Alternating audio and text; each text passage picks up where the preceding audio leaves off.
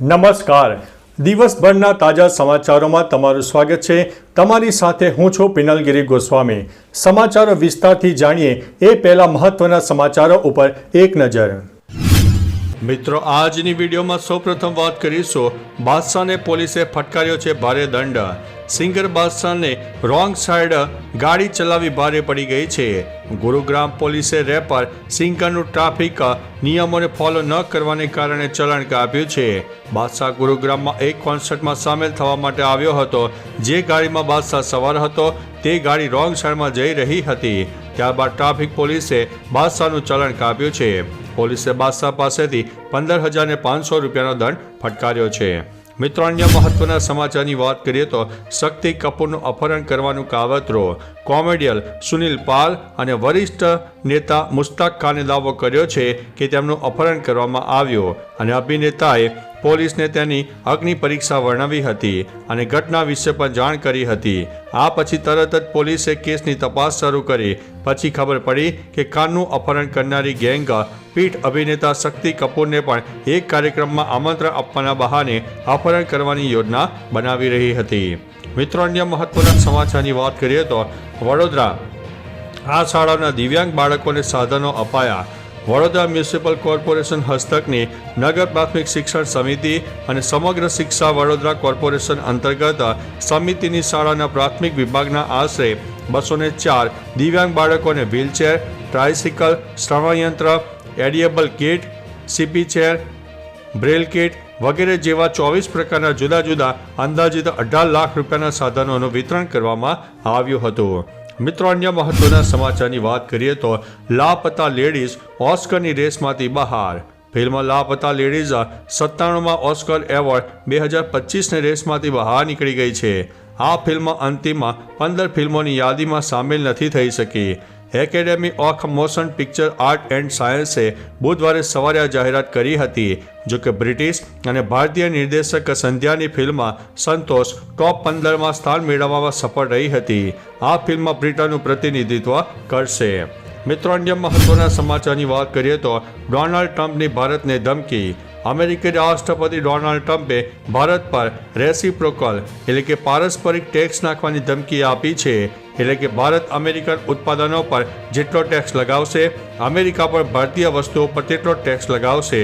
તેમણે કેટલાક અમેરિકન ઉત્પાદનોની આયાત પર ભારત દ્વારા લગાવવામાં આવતા ઊંચા ટેક્સના જવાબમાં આ વાત કરી છે.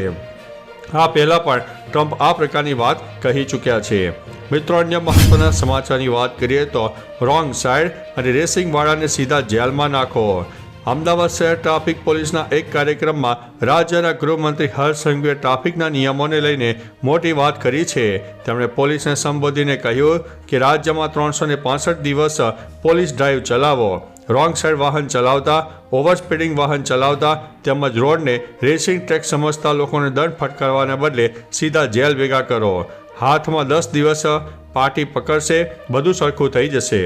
મિત્રો, અન્ય મહત્વના સમાચારની વાત કરીએ તો મને ડર છે કે મારાથી કોઈ ભૂલ ન થાય તેવું આમિર ખાને જણાવ્યું છે. ફિલ્મ મહાભારત આમિર ખાનનો ડ્રીમ પ્રોજેક્ટ છે, પરંતુ તેમાં કામ કરતા તેને ડર લાગે છે. તેણે કહ્યું છે કે મને ડર છે કે તેને બનાવતી વખતે કોઈ ભૂલ ન થઈ જાય. આ એક મોટી જવાબદારી છે, કારણ કે મહાભારત આપણી ખૂબ જ નજીક છે, તે આપણા લોહીમાં છે. તેથી હું તેને બરાબર બનાવવા માગું છું. હું દુનિયાને તે બતાવવા માગું છું કે ભારત પાસે શું છે, પરંતુ મને ખબર નથી કે તે ક્યારે શક્ય બનશે. મિત્રો, અન્ય મહત્વના સમાચારની વાત કરીએ તો પશ્ચિમ બંગાળ, ત્રિપુરા, આસામ બાંગ્લાદેશનો ભાગ છે તેવું માનવી રહ્યો છે આ વ્યક્તિ. બાંગ્લાદેશના વડાપ્રધાન સલાહકાર મજહૂબ આલમે ભારત વિરુદ્ધ વિવાદિત પોસ્ટ શેર કરી હતી. 16 ડિસેમ્બરે તેણે ફેસબુક પર એક પોસ્ટમાં બાંગ્લાદેશનો નકશો મૂક્યો હતો, જેમાં પશ્ચિમ બંગાળ, ત્રિપુરા અને આસામ જેવા ભારતીય પ્રદેશોને પણ બાંગ્લાદેશના ભાગ દર્શાવવામાં આવ્યા છે. સાથે કહ્યું છે કે બાંગ્લાદેશ હજુ પણ તેની મુક્તિની શોધમાં છે અને આ માત્ર શરૂઆત છે. વિવાદ વધતા પોસ્ટ ડિલીટ પણ કરી દીધી હતી. મિત્રો, અન્ય મહત્વના સમાચારની વાત કરીએ તો ઇન્ડિયા વર્સિસ ઓસ્ટ્રેલિયાની ફરી મેચ રોકાઈ હતી. ભારત 8-0 ગાબા ટેસ્ટના 5મા દિવસે ઓસ્ટ્રેલિયાએ 7 વિકેટના નુકસાન પર 89 રન બનાવીને બીજી ઇનિંગ ડિક્લેર કરી હતી. ભારતે આ ટેસ્ટ જીતવા માટે 275 રન બનાવવા પડ્યા હતા. ભારતીય બોલરોએ તબાહી મચાવી હતી. બુમરાહે 3, સિરાજે 2 અને આકાશદીપે 2 વિકેટ ઝડપી હતી. સવારના વરસાદ બાદ હવે ખરાબ લાઇટના કારણે મેચ બંધ થઈ ગઈ હતી.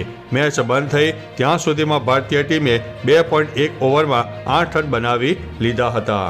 મિત્રો, અન્ય મહત્વના સમાચારની વાત કરીએ તો ફાયરિંગ કરનાર કુખ્યાતોનું પોલીસે કાઢ્યું છે સરઘસ. સુરતના ઉધનામાં આરાધ્ય કોર્પોરેશન ઓફિસમાં 2 રાઉન્ડ ફાયરિંગ મામલે પોલીસે આરોપી ગુરુમુખ ચીખલીગર શુભમ ઉર્ફે માફિયાનો વરઘોડો કાઢ્યો હતો. ફરિયાદી અને આરોપી ગુરુમુખ વચ્ચે પૈસાની લેતી દેતી હતી.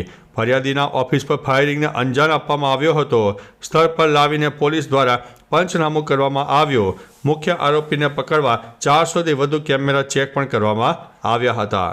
મિત્રો, અન્ય મહત્વના સમાચારની વાત કરીએ તો મોરબીના હળવદ નજીક બસ પલટી ખાઈ ગઈ હતી. મોરબીના હળવદ નજીક એક ખાનગી બસને અકસ્માત નડ્યો હતો. મોડી રાતે હળવદ નજીક એક ખાનગી બસ પલટી ખાઈ ગઈ હતી. સદભાગ્યે આ અકસ્માતમાં કોઈ જાનહાનિ થઈ નથી. જોકે 9 લોકોને ઈજા થઈ છે, જેમાંથી એક વ્યક્તિની હાલત ગંભીર હોવાનું સામે આવ્યું છે. અકસ્માત સમયે બસમાં કુલ 56 લોકો સવાર હતા. બસ ગાંધીનગરથી ભુજ જઈ રહી હતી. ડ્રાઈવરે સ્ટીયરિંગ પરથી કાબુ ગુમાવતા બસ પલટી ખાઈ ગઈ હતી. મિત્રો, અન્ય મહત્વના સમાચારની વાત કરીએ તો કેન્સરની રસી બની ગઈ. રશિયાના સ્વાસ્થ્ય મંત્રાલયે દાવો કર્યો છે કે તેમણે કેન્સરની રસી વિકસાવી છે, જે તેમના નાગરિકોને મફતમાં આપશે. વેક્સિન શોટ 2025ની શરૂઆતમાં લોન્ચ કરવામાં આવશે. આ રસી કેન્સરના દર્દીઓની સારવાર માટે હશે. તેનો ઉપયોગ કેન્સરની ગાંઠની રચનાને રોકવા માટે નહીં થાય. જોકે હજુ સુધી એ સ્પષ્ટ થયું નથી કે આ રસી કયા પ્રકારના કેન્સરની સારવાર કરશે. જો ખરેખર આવું હશે તો મેડિકલ સાયન્સ અને દુનિયા માટે આ એક મોટી ઉપલબ્ધિ ગણવામાં આવશે. મિત્રો, અન્ય મહત્વના સમાચારની વાત કરીએ તો અમદાવાદમાં પ્રથમવાર નોંધાયું છે 11.8 ડિગ્રી તાપમાન. અમદાવાદમાં વહેલી સવારે તાપમાન 11.8 ડિગ્રી, જ્યારે નલિયામાં 6.5 ડિગ્રી નોંધાયું હતું. હવામાન વિભાગે જણાવ્યું છે કે રાજ્યમાં કોલ્ડ વેવની અસર જોવા મળી રહી છે.